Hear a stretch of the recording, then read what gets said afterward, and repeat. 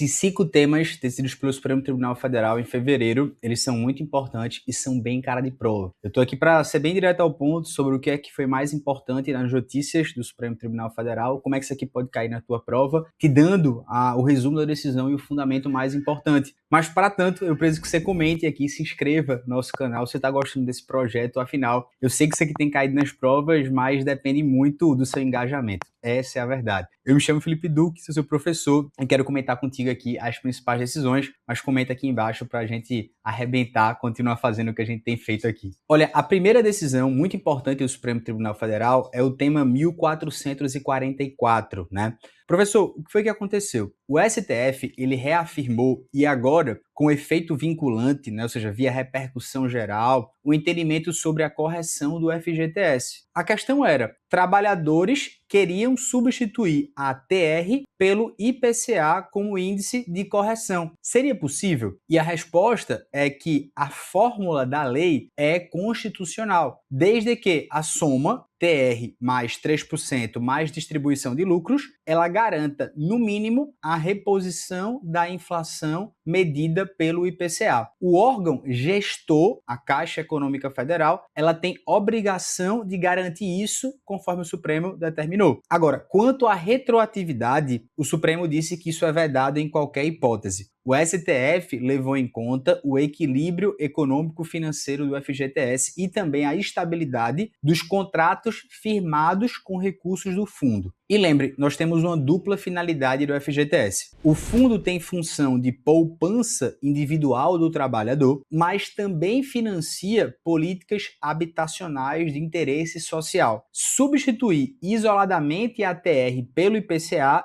ignoraria essa dualidade na visão do Supremo. E qual é o impacto prático disso? Bom, a gente tem cerca de 176 mil processos sobre o tema tramitando no Poder Judiciário. Todo mundo deve seguir essa tese. O STJ deve seguir essa tese. E para concursos, a proteção mínima é o IPCA, mas a retroatividade é vedada, a modulação da ADI 5090 permanece. O segundo tema, muito importante, e até versando também sobre aspecto similar, é agora mais no campo do direito tributário, é sobre os municípios e também a correção tributária que eles podem fazer, mas limitada à Selic. É o tema 1217. E a tese proposta pela ministra Carmen Lúcia é que os municípios não podem adotar índices de correção monetária e taxas de juros de mora incidentes sobre seus créditos fiscais em percentuais que superem a taxa Selic praticada pela União para os mesmos fins. Atenção, esse tema ele estava em julgamento no plenário virtual, né, com previsão de encerrar, e basicamente era sobre um caso concreto do município de São Paulo que usava o IPCA mais juros de 1% ao mês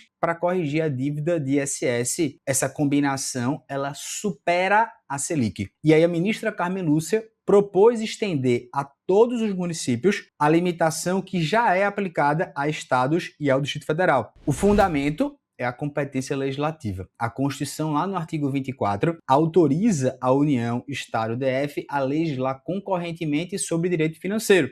Municípios sequer têm essa competência explícita lá. Se estados e Distrito Federal estão limitados à Selic, com mais razão, os municípios também estão na visão da ministra. A lógica é que a União define as normas gerais. Estados e Distrito Federal podem atuar, sim, de forma suplementar, mas dentro desses limites federais. E os municípios, nem isso podem fazer em direito financeiro. Então, muito cuidado. Essa limitação pela Selic para correção de créditos fiscais é muito importante, um tema bem cara de prova. O terceiro tema, muito importante, é sobre a escola sem partido municipal. O STF, ele invalidou por unanimidade uma lei municipal de Santa Cruz de Monte Castelo, no Paraná, que instituiu o programa Escola Sem Partido, por invasão de competência federal para legislar sobre diretrizes e bases da educação nacional. O que aconteceu foi que a Lei Complementar 9 de 2014 do município proibia professores de discutir temas não autorizados por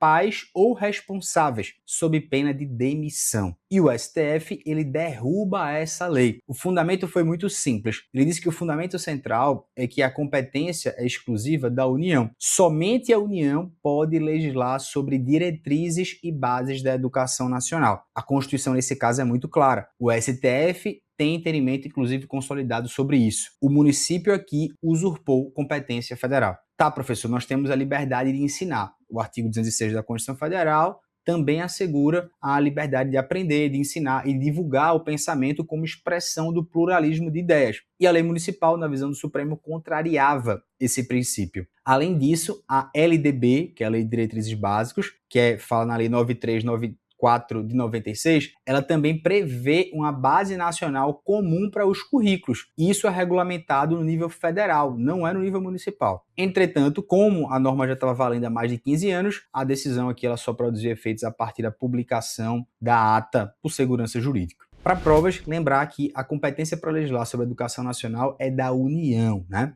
Municípios podem legislar sobre interesse local e suplementar essa legislação estadual e federal, mas não podem contrariar as diretrizes nacionais de educação. O quarto tema, muito importante, é sobre a anuidade da OAB, o tema 1180. O Supremo aqui basicamente fixou, né, que é uma lei, que é a Lei 12.514 de 2011, lá no seu artigo 6º, o primeiro, ela limita o valor das anuidades dos conselhos profissionais. Mas o que o Supremo disse é que isso não se aplica à OAB, porque a OAB tem natureza institucional distinta e suas anuidades são regidas exclusivamente pelo Estatuto da OAB. Então, em resumo, foi um advogado do Rio de Janeiro que ele conseguiu judicialmente uma liminar para que sua anuidade OAB fosse até de R$500 com base nessa lei 12.514 de 2011.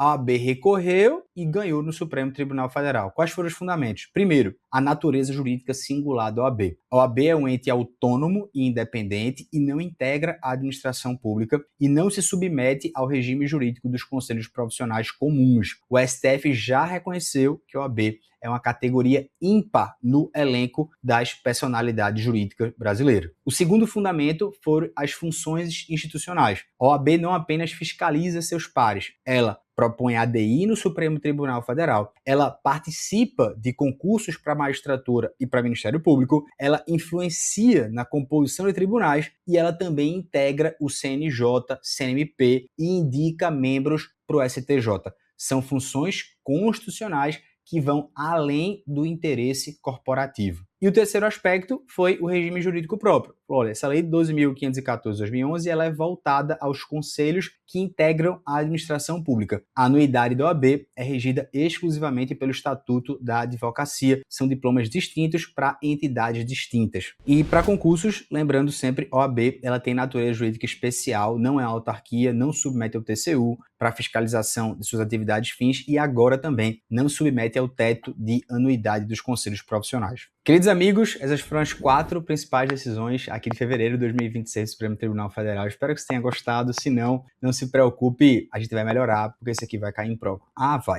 Vai cair.